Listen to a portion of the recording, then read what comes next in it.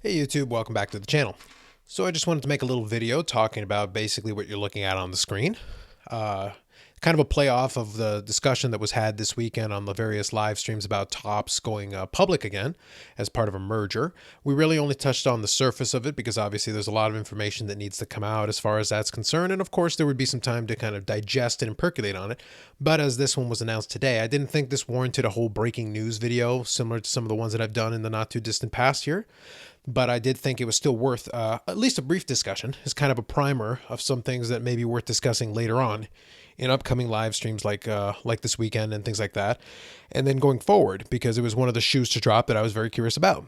Part of the whole merger thing and Topps going public again was that they were going to have more of an emphasis on the digital as far as things like blockchain and NFTs and things like that. And this is one of those first forays into it. And there's going to be some elements of it that are going to probably sound very familiar to you if you've been keeping tabs on different things. Now, even if you're a collector and stuff like this doesn't interest you, and that I think is going to be a large group of people that kind of tend to watch and listen to my channel and people that I chat with on the live stream as well, there's still some relevance to this for you as well, because it's something we need to kind of keep an eye on going forward.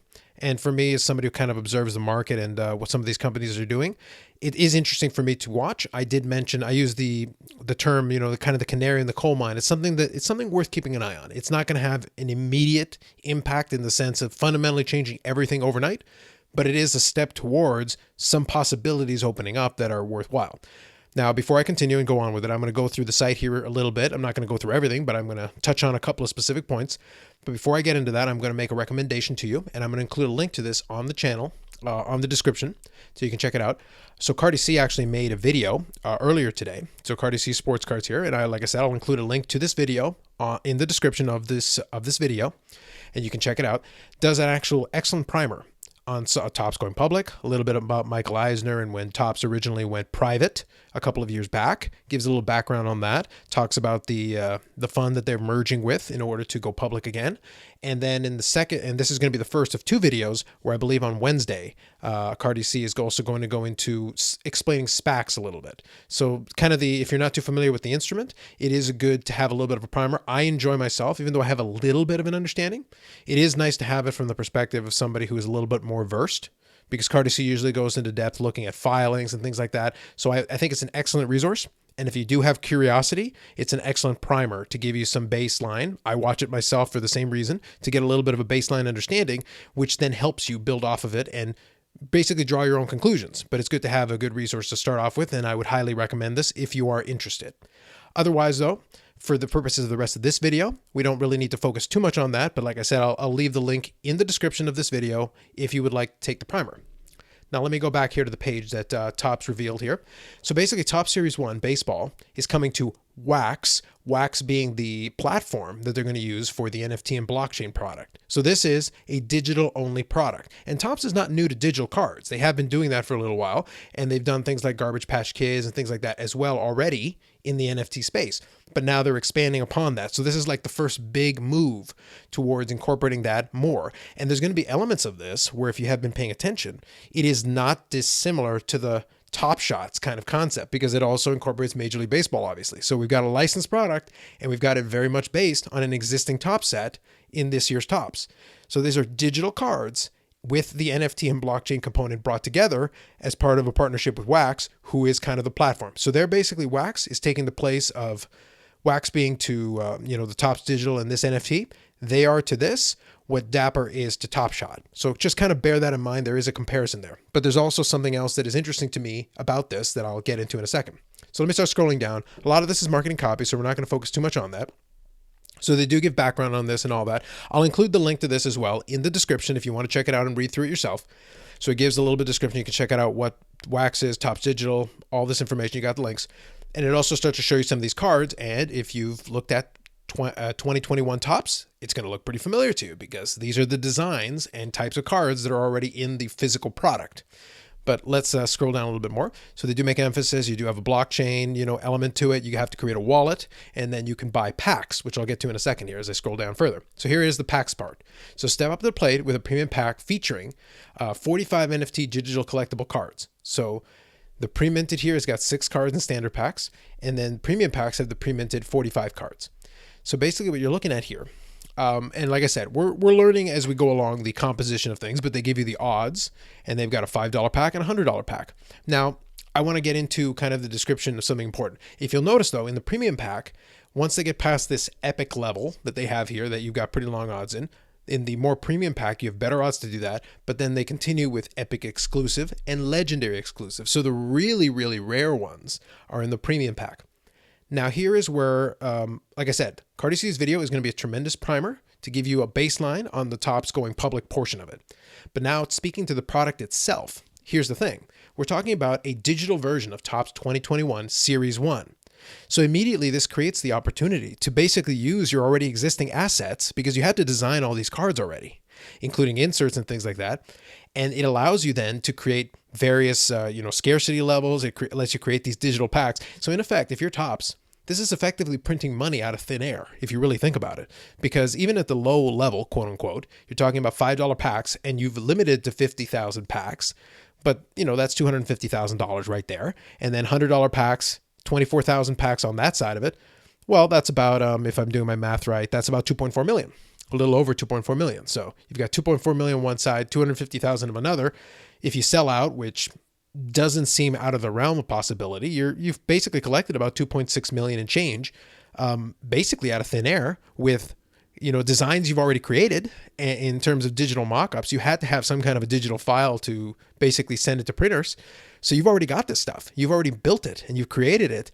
I'm going to show you in a minute that they do a couple of things to make it a little bit fancier, obviously to take advantage of the digital aspect of it and the fact that you can have it in the digital space. So it doesn't have to be a static image. You can have a little bit of motion and things like that incorporated into it. Again, think Top Shot. Obviously, Top Shot's a video, but you can incorporate certain aspects of it into it. But there's a lot of little things you can do in here. But at the end of the day, no matter how you slice it, this is just another revenue generator for Topps, who was already leaning into, obviously, digital cards, but in addition, print on demand. And it's just creating all these other avenues to kind of get away from a reliance on the traditional, packs model and physical cards, where you do this, you basically cut out the middleman. You don't need distributors and you don't need dealers and you don't really need anything else except the consumer. You can go direct to consumer and do all this inside of your own platform, with your partner, in this case, Wax. But I'm just throwing out some just to bear that in mind, that the success of this product could very well be a harbinger of additional products. So you can imagine Series 2 coming out. You can imagine other Topps products under this coming out in this format as well. And then potentially making a new cash cow for Topps as well, depending on how successful they are in pulling this off. Just something to think about. Like I said, it's initial early days on this, but depending on the success or lack thereof of this product, it could be the first phase towards maybe ending up with a kind of a hybrid product. I could imagine a world where maybe you, inside of the physical product, you could pull like an added quote unquote hit that would give you a code that would give you a digital card and things of that sort, as kind of a way of weaning people onto it. I do disagree with Cardi C, where if you do watch that video, I think Cardi C is basically saying that the base, the core is going to have to be some collectors that enjoy the tangible. I think that a lot of the populace for this is really going to be folks that are going to be interested in the flipping aspect of it, because this kind of a platform allows for digital cards are easy to flip. Because if you can get the card and there is a marketplace that gets established, being able to flip the cards is actually relatively easy. Now, one of the hangups of Top Shot was once you make some money, quote unquote, getting your money out has been a little bit tricky for them. If Topps and Wax are able to do that a little bit more effectively, then obviously that would give them a huge leg up. And then having already an existing product that people can at least relate to, if conceptually, if you know what Topps Series 1 looks like for 2021, it's not going to feel that much different. So I'm going to scroll down now and look at some of the cards in question. And they had 10,000 reservations to get a free opening day NFT pack, obviously trying to promote it as a free pack. But take a look at this. This shows you a couple of examples of the different types of cards you can pull. So there's your common that looks very much like a base card, an uncommon that's kind of gold border, a rare, which as you can see has got kind of a little bit of a shimmer happening there. It feels like there's a little bit of motion to it, Then obviously you got your super rare, your epic exclusive, where you can see in the background there, the image is moving, the top 70 logo. And then look at this one. It's even more clear cut here. Epic exclusive, limited to 76. And then legendary exclusive, limited to 1. More legendary exclusive here. And then as well as this one, event exclusive. Now this is kind of an interesting twist. You can quote unquote burn some base cards and during an event and try to pull and try to get yourself basically top 52 cards of your favorite players. So they can create a lot of these interactive elements, which you obviously can't do with a physical card in the same way. It's like a redemption program of sorts, but like a limited time one. It kind of creates this interesting thing. Now, I don't want to get into all the depth of what NFTs are and all that because, literally you could Google what is an NFT and at least give yourself a bit of a primer. But the point is, the whole concept of burning it basically means that since each one of these NFTs, so you imagine those packs, and inside of them you got these digital cards, and each one of them is assigned, imagine a serial number would be a simpler way to do it. Each serial number corresponds to a specific one. So even if you've got 100, even if you've got whatever the quantity is here, something like this, limited to 76, each one of those 76 cards of this player would have their own unique serial number on the blockchain so that if you quote unquote burn them, well, then there wouldn't be 76 anymore. There'd be 75 or 74 or 73, so on and so forth. But since it's all digital, you would be able to effectively keep track of transactions and be able to see kind of, who owns what. It doesn't necessarily have to associate a name to it, but you would be able to associate an account. So if you know whose account it is, you would basically know what cards they have. Top Shot, like I said, has a similar premise. So if you understand the Top Shot premise, this is not fundamentally dissimilar. Obviously, it's focusing more on quote unquote, a digital version of a real Topps card that you can pull in a pack today.